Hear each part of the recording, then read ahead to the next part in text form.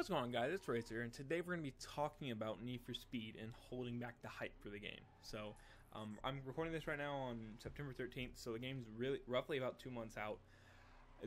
I'm really wanting this game. It looks so much fun, and I'm trying to find ways to, I guess, really entertain me. And so, I guess you're seeing right now is that I'm going back and playing the crew.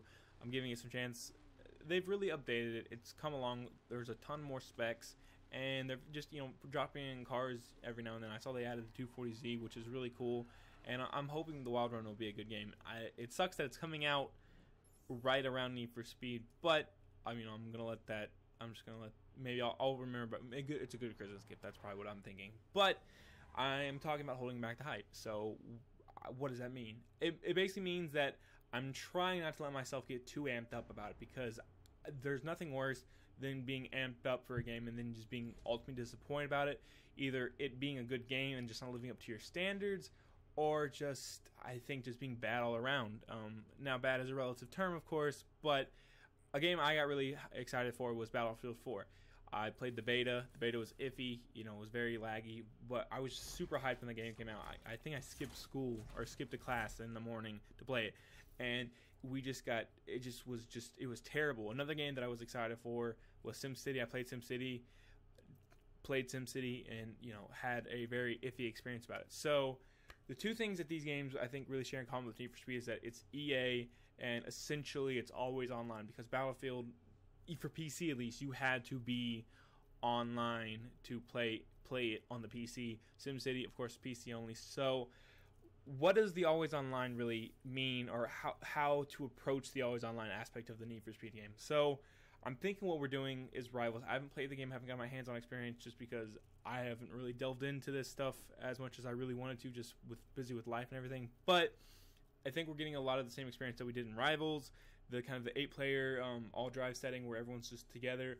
But I'm glad to see that we're having a beta, so that's the first sign of good things to come. Hopefully this beta goes well, and when it comes out, everyone's playing and having no experience. I do have a lot of faith in Ghost. Ghost did a good job with Rivals, in my opinion. It was, for what the game was, it was very well. It was an exotic throwback to Hot Pursuit, high stakes, all those types of games, and it really nailed it. So I'm thinking Ghost can take the source material from Underground, Carbon, Most Wanted, all of those games, and kind of put their spin on it, but still have it be that experience. But the Always Online really does feel EA, and I get that we're having this be one of the 5 ways to play, the crew element to it. So that's just hoping that the Always Online aspect works from day one. It comes out November 3rd. That's a very busy season. They have EA has 2 games coming out within that week, and I imagine they're putting a lot of their bets on the one that's coming out right after, which is Battlefront. So I know this is 2 different studios. But it's the same publisher, and EA just has that rock. If Battlefront goes well or goes bad, if we just say we have another instance like we did with Battlefield 4, all of their focus is going to be on Battlefront, and they're trying to make that better and hoping. But these are worst case scenarios. I'm hoping that all this look and this customization, the cars, everything that's going good with it, it will work fine. But this is just me rambling. Again, I am super hyped for this game. I cannot wait. I'm so glad they're doing this. But the other, I guess, kind of query I have about it is that, are we seeing microtransactions in the game? I've Googled this. I haven't seen too much about it, but I feel like we'll be seeing something like the crew in there, where we'll have some sort of credits. Now, if I am wrong, please correct me down in the comments. I am just trying to find stuff. I couldn't find too much about microtransactions, if they're actually going to be in the game or not. But that's the biggest deterrent. It's kind of really annoying. When I was first playing the crew, when I played it, I think I was going around doing some races online with other people, and just immediately you're like, how is this guy driving a LaFerrari? This game's been out for 6 hours. These people drop $6 on a game, and they go and drop another $6 on the microtransaction so they can get that fast money. I'm thinking double boosters, like 2 times boosters, like kind of like what they do for Need for Speed World. I'm hoping that's not the case. I really am.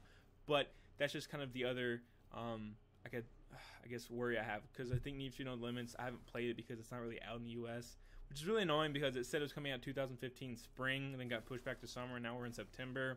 So I'm hoping that game comes out at the same time as Need for Speed does. So, but I guess the other, going on with the microtransaction is the DLC. Now this could be good or bad. Apparently, I think Peter Moore, which is the CEO of EA, said 2016 might not be a Need for Speed game. If I think they're really trying to draw back from that and having taken times. If this is going to be your franchise, you're going to work on it and try to care for it and make sure you're just not pushing out an annual title.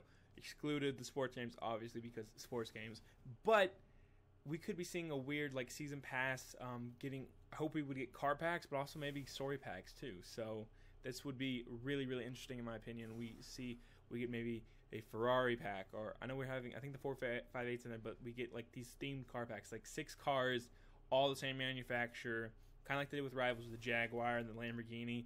That would be really cool, you know. But with this DLC, they need to take time, and even plus would be cool, kind of how they did with Battlefield, where you add a gun or whatever. We add a customization option. I don't know what these customization options would be. Tell me down below. But I'm trying to think of some stuff that I really can't. I can't think of too many things that they're not putting in this game because all the customization looks crazy in it. So, but just something along that lines. I can't really think of anything. But, you know, again, like that, just keep adding to it. Story packs. Maybe we'll have some sort of extension on story, like some Gymkhana Wars, Race Wars. We go on to desert. It's daylight in the desert. That would be really cool. So, again, good and bad DLC. We could just have these really shitty, just here you go, $6 for 3 cars. I really don't like the way the crew or Forza Horizon like judges cars. Like a digital car is worth, you know, $2.50 or $3. It doesn't make sense. Drive Club had a really good experience. For $24, you got a ton of stuff. I mean, stuff keeps coming out. I think we're finally at the end of it. But this game launched I believe at the beginning or the ending of last year. I think it's beginning of last year.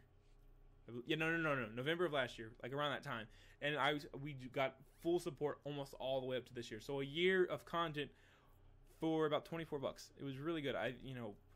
It's good and bad. EA has a very, very, you know, weird way with DLC.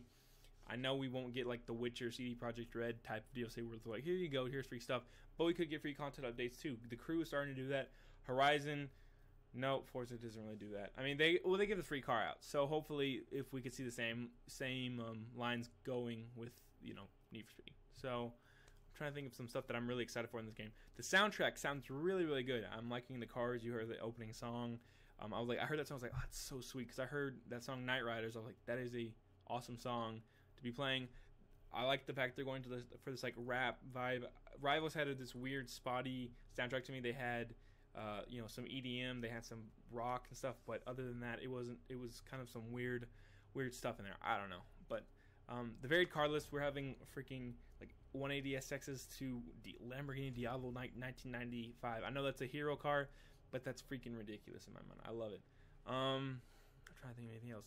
Again, the customization looks great. Canyards. I know I'm saying it wrong, but just everything in there. The sound system, the trunks, body kits, all this stuff.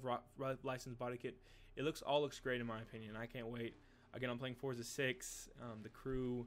Even going back to playing like Carbon and Most Wanted to kind of keep me hyped up. I will be getting a Roxio game capture card. This is recorded from the Xbox stream, so that's why it kind of looks a little dodgy. But hopefully very soon I'll be coming in, so I've been getting some footage for the Xbox, PS4. I know I say it, but I'm really trying to go back at this. I'm doing this with school and trying to balance it all out. But stay tuned, and you know, thanks for watching. Thanks.